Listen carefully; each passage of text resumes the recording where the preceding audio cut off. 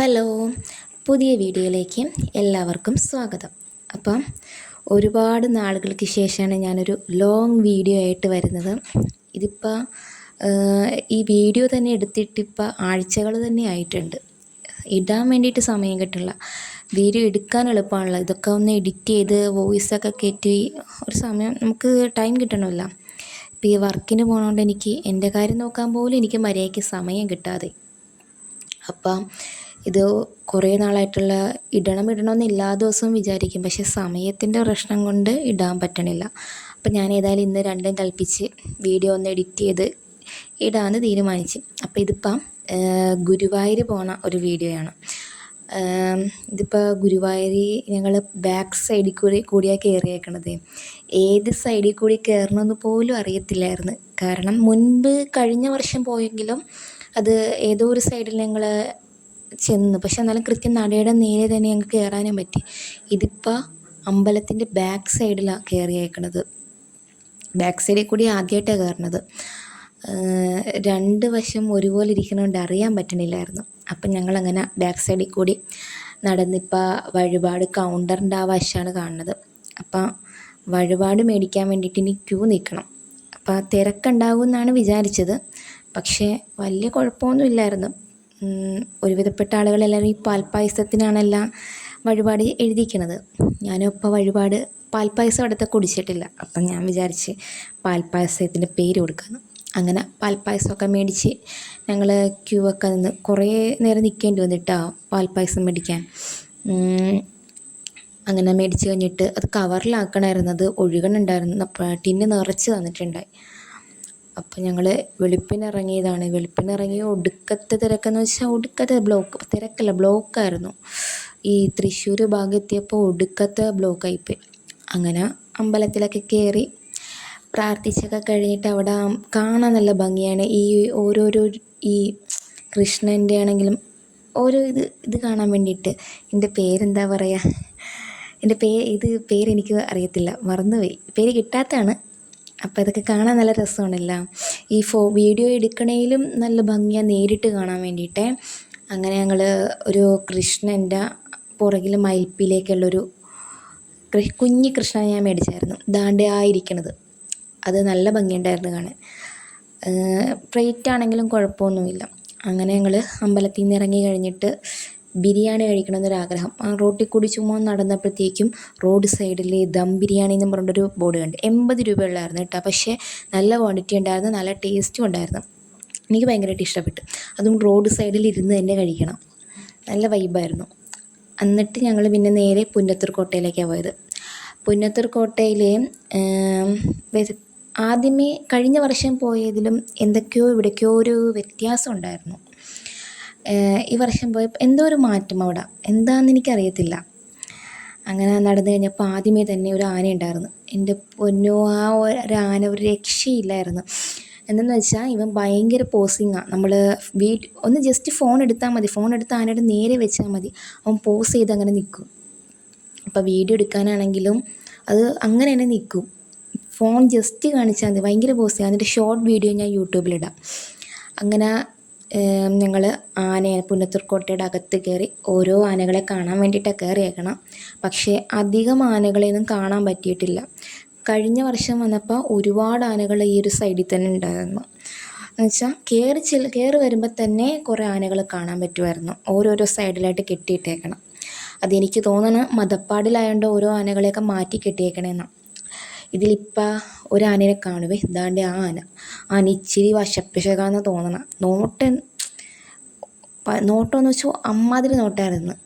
എന്ന് വെച്ചാൽ അത് എറിയാൻ വേണ്ടിയിട്ടാണ്, അത് അടിക്കച്ചില്ലെങ്കിൽ മിക്കവാറും ചവിട്ടി മെതുക്കുമെന്നാണ് തോന്നണം. അത് എറിയാൻ വേണ്ടിയിട്ടുള്ളൊരു തത്രപ്പാടിലാണ് നിന്നേച്ചത്. പിന്നെ പാപ്പാൻ വന്നു കഴിഞ്ഞപ്പോഴത്തേക്കുമാണ് ആന ഒന്ന് കുറച്ച് ഇതായത്. അതേപോലെ ഈ ആനയും കുഴപ്പമില്ലായിരുന്നു. ഈ ആനയും അത്യാവശ്യം വശപ്പശകായിട്ട് തോന്നിയില്ല. പക്ഷെ വേറൊരു ആന ഉണ്ടായിരുന്നത് ഞാൻ കാണിച്ചു തരാം. അപ്പം ഞങ്ങളിങ്ങനെ ഈ ഒരു സൈഡിലൊക്കെ ഇല്ലേന്ന് ആനകളൊക്കെ ഉണ്ടായിരുന്നു, കുറേ ആനകളുണ്ടായിരുന്നു. ഇതിപ്പോൾ നേരെ നമുക്ക് പോകാൻ പറ്റിയില്ല, കാരണം അവിടെ മതപ്പാടിലുള്ള ആനകളെയൊക്കെ കെട്ടിയിട്ടേക്കണ സ്ഥലമാണല്ലോ.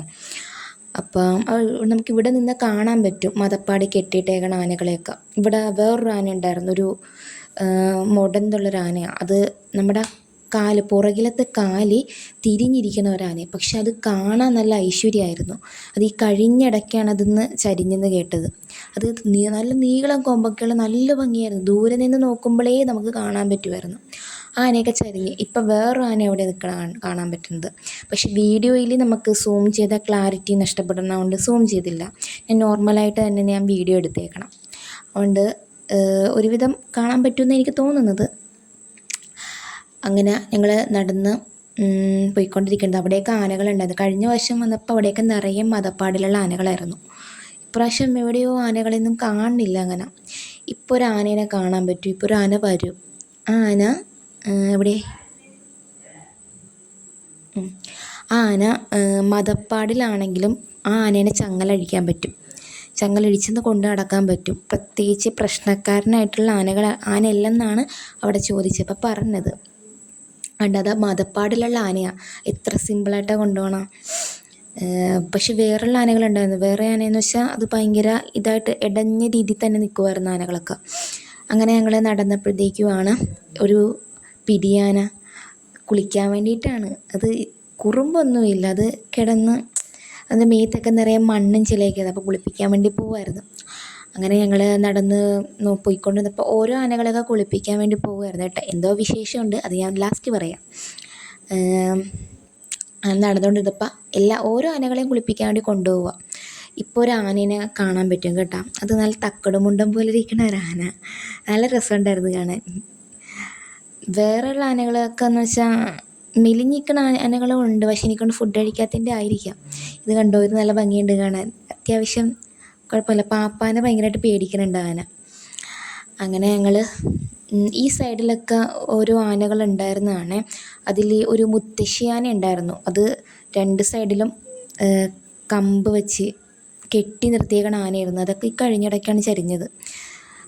ഒരുപാട് ആനകളുണ്ടായിരുന്നു. പിടിയാന കുറവായിരുന്നു. പക്ഷേ മറ്റേ എന്താനയാ, ആനയുടെ പേരൊക്കെ മറന്നുപോയി. ആനയൊക്കെ ഉണ്ടായിരുന്നു കേട്ടോ. ഒരുപാട് കൊമ്പനാന ഒരുപാട് ഉണ്ടായിരുന്നു. പക്ഷെ ഇപ്പം അതൊക്കെ എവിടെയോ കാണാനില്ല. അതെന്ത് പറ്റിയെന്ന് അറിയത്തില്ല. മദപ്പാടിലായതുകൊണ്ട് ചിലപ്പോൾ മാറ്റിയതായിരിക്കാം. ചിലപ്പോൾ വല്ല ഉത്സവത്തിനും പോയതായിരിക്കാം. ഇപ്പം ഓരോ ആനകളുടെ പേരൊക്കെ ഉണ്ടായിരുന്നു. പക്ഷെ അതൊന്നും ചിലതിൽ കാണുന്നില്ല, ചിലതിലുണ്ട്. ഇപ്പം ഇവിടെ നിൽക്കുന്ന ഒരു ആനയിൽ കാണാൻ പറ്റും പേരെഴുതി വെച്ചേക്കണത്.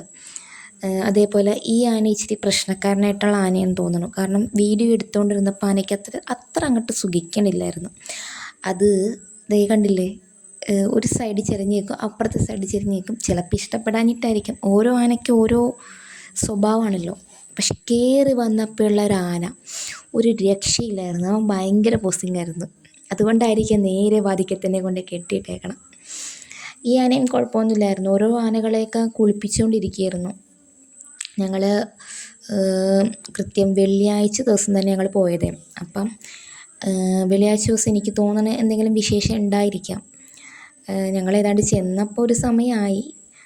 ഫുഡൊന്നും നമുക്ക് അവിടെ നിന്ന് കഴിക്കാൻ പറ്റിയില്ല. കാരണം അമ്മാതിരി തിരക്കായിരിക്കും. അതേപോലെ ഓരോ കുട്ടികളുടെ അരങ്ങേറ്റമൊക്കെ നടന്നുകൊണ്ടിരിക്കുമായിരുന്നു. നല്ല രസമുണ്ടായിരുന്നു. ഓരോ സ്റ്റേജിൽ ഓരോ കുട്ടികളുടെ അരങ്ങേറ്റം കാണാൻ വേണ്ടിയിട്ട്. അത് അവർ ആ ഒരു ഡ്രസ്സിൽ പോണത് കാണാനേ നല്ല രസമായിരുന്നു. അങ്ങനെ ഞങ്ങൾ നടന്നത് കണ്ടില്ലേ, ഓരോ ആനേനൊക്കെ കുളിപ്പിച്ചുകൊണ്ടിരിക്കുക. ഇതിൽ എനിക്ക് ഏറ്റവും ഇഷ്ടപ്പെട്ട ആനയുടെ വീഡിയോ ആണ് ഞാൻ അത്രയും നേരം ഞാൻ നിൽക്കണത്. എന്ന് വെച്ചാൽ ഭയങ്കര കുറുമ്പെന്ന് വെച്ചാൽ ഭയങ്കര കുറുമ്പായിരുന്നു ആന. എന്തെന്ന് വെച്ചാൽ അത് കാണണമായിരുന്നു. അത് കുളിപ്പിക്കാൻ നേരത്ത് അതിൻ്റെ തുമ്പിക്കൈയൊക്കെ പൊക്കി നിർത്തി തലയൊക്കെ കിടന്നാട്ടി. അതിൻ്റെ ഷോർട്ട് വീഡിയോ ഞാൻ യൂട്യൂബിൽ ഇടാം. കാരണം ഇതിൻ്റെ കൂട്ടത്തിൽ നമുക്ക് ഷോർട്ട് കൂടി ആഡ് ചെയ്താൽ അത് കുറച്ച് വൃത്തികേട് പോലെ തോന്നി. പോർട്രേറ്റ് രീതിയിലാണ് ഞാൻ വീഡിയോ എടുത്തേക്കണത്. അങ്ങനെ ഓരോ ആനകളുടെയൊക്കെ വീഡിയോ എടുത്തുകൊണ്ടിരുന്ന സമയത്ത് ആ നിൽക്കണ ആനയില്ലേ, ആ നിൽക്കണ ആന കുറച്ച് പ്രശ്നമായിരുന്നു. എന്തെന്ന് വെച്ചാൽ അവന് വീഡിയോ എടുക്കാൻ അത്ര അങ്ങോട്ട് ഇഷ്ടപ്പെട്ടില്ല. എന്നിട്ട് പാപ്പാനുള്ള കൊണ്ടാണ് ഞാൻ രക്ഷപ്പെട്ടേക്കണത്. അവൻ്റെ കണ്ടോ, കുറുമ്പ് കണ്ടോ. ആരും വീഡിയോ എടുക്കാൻ എന്നെ ഇഷ്ടപ്പെടണില്ലായിരുന്നു. ഞാൻ ശ്രദ്ധിച്ചായിരുന്നേ. ഓരോ ആനയുടെ സ്വഭാവം ഞാൻ പ്രത്യേകം ശ്രദ്ധിച്ച് തന്നെ ഞാൻ നടന്നേച്ചത്. കണ്ടോ, ഇവൻ അത്ര ഇഷ്ടപ്പെടില്ല. പാപ്പാനെ ഉള്ളതുകൊണ്ട് മാത്രം അവൻ അനങ്ങാതെ നിൽക്കണതാണ്. ആ തോട്ടി എങ്ങനെയെങ്കിലും അവനെ താഴെ ഇടണം, അതാണ് അവൻ്റെ ആഗ്രഹം. അങ്ങനെ വീഡിയോ ഒക്കെ എടുത്തു കഴിഞ്ഞ് ഏറ്റവും ലാസ്റ്റ് ആയപ്പോഴത്തേക്കുമാണ് അവിടെ ഞാൻ നോക്കാൻ നേരത്ത് കുറേ ആനകളെ കുളിപ്പിച്ച് കൊണ്ടുവന്ന് നിർത്തുന്നുണ്ടേ. അപ്പോൾ എന്താണെന്ന് അറിയാൻ വേണ്ടി ചോദിച്ചപ്പോഴാണ് ആനയൂട്ടുണ്ടെന്ന് അറിഞ്ഞത്. അതൊക്കെ കാണാൻ വേണ്ടിയിട്ട് നമുക്ക്, അതും ആനക്കോട്ടയിൽ ഈ ആനയൂട്ടൊക്കെ കാണാൻ ഒരു ഭാഗ്യം വേണമല്ലോ. കാരണം ഇത്രയും ലോങ്ങിൽ നിന്ന് നമ്മൾ ചെല്ലണമല്ലേ. അപ്പോൾ എന്തെങ്കിലും ആരെങ്കിലുമൊക്കെ വഴിപാട് നേർന്നതായിരിക്കാം. ഇതിൽ ഒരുപാട് ആനകളെയൊന്നും അവർ കൊണ്ടുവരാൻ നിന്നില്ല. പ്രശ്നക്കാരായിട്ടുള്ള ആനകളെയൊക്കെ അതാത് സ്ഥലത്ത് നിർത്തി തന്നെയാണ് ഫുഡ് കൊടുത്തുകൊണ്ടിരുന്നത്. ഇതിൽ പ്രശ്നക്കാരല്ലാത്ത ആനകളെ മാത്രം അവർ കൊണ്ടുവന്ന് അവർ ആനയൂട്ട് നടത്തുമായിരുന്നു. ആദ്യമൊന്നും എനിക്ക് മനസ്സിലായില്ല ഇതെന്താണ് ആനകളിങ്ങനെ കൊണ്ട് നിർത്തണേന്ന്. പിന്നീട് അവിടെ ചോദിച്ചപ്പോഴത്തേക്കുമാണ് പറഞ്ഞത് ആനയൂട്ടുണ്ടെന്ന്. അതൊക്കെ കാണാൻ നമുക്കൊരു ഭാഗ്യം വേണമല്ലോ. കണ്ടോ, ഇത് ഇത്രയും ആനകളല്ല, 10-40 എന്തോ ആനകളെന്തോ കാണണം അവിടെ. 40-ഓ 44-ഓ അത്ര ആനകളെന്തോ ഉണ്ടായിരുന്നു ഇവിടെ. പിന്നെ കുറച്ചൊക്കെ ആനകൾ അവിടെ ചരിഞ്ഞ്. പിന്നെ പുതിയതായിട്ട് ആന വന്നിട്ടുണ്ടോ എന്ന് എനിക്കറിയത്തില്ല. അവിടെ പ്രശ്നക്കാരല്ലാത്ത ആനകളെ മാത്രം നിർത്തി അവർ ആനയൂട്ട് നടത്തുമായിരുന്നു. ഇതിപ്പോൾ ആനയൂട്ട് തുടങ്ങിയെന്ന് എനിക്ക് തോന്നുന്നത്. അത് കഴിക്കാൻ വേണ്ടിയിട്ടുള്ള സന്തോഷം കാണാമായിരുന്നു അവർക്ക്. നല്ല രസമായിരുന്നു. അങ്ങനെ ആനയൂട്ടൊക്കെ അങ്ങനെ കണ്ടുകൊണ്ടിരിക്കുകയാണ്. വെളുപ്പിനിറങ്ങിയതാണ്, നല്ല ക്ഷീണം ഉണ്ടായിരുന്നു. അങ്ങനെ ലാസ്റ്റ് ഞങ്ങൾ ഒരു 3 മണി 3:30 ആ ഒരു 3 മണി 3:30 അല്ല, കുറച്ച് ഫോട്ടോസൊക്കെ എടുത്ത് കഴിഞ്ഞിട്ട് ഫൈനലി ഞങ്ങൾ അവിടെ നിന്ന് ഇറങ്ങിയായിരുന്നു. ഇനി എന്തെങ്കിലുമൊക്കെ ഇനി ചെല്ലാമെന്നുള്ള രീതിയിലാണ് നിൽക്കുന്നത്. അത് കഴിഞ്ഞിട്ട് നേരെ ഒരു വൈകുന്നേരമൊക്കെ ആയപ്പോഴത്തേക്കും ഒരു 8 മണി 8:30 നേരം ആയപ്പോഴത്തേക്കും ഞങ്ങളെല്ലാവരും വീട്ടിലെത്തിയായിരുന്നു. അപ്പം ഇനി അങ്ങോട്ട് 1:30 വിട്ട് എങ്ങനെ വന്നാലും വീഡിയോ ഇടാമെന്നുള്ള ഇതിലാണ് നിൽക്കണത്. സമയത്തിൻ്റെ പ്രശ്നം കൊണ്ടാണ്. അപ്പം ഇനി ഏതായാലും അങ്ങോട്ട് ഉള്ള ദിവസങ്ങളിൽ ഓരോരോ വീഡിയോസായിട്ടൊക്കെ വരാം. ഇനിയിപ്പോൾ എൻ്റെ നാട്ടിൽ ഉത്സവം വരികയാണ്. ഉത്സവത്തിൻ്റെ ഓരോ വീഡിയോ ആയിട്ട് അടുത്ത വീഡിയോയിൽ വരാം. ടാറ്റ.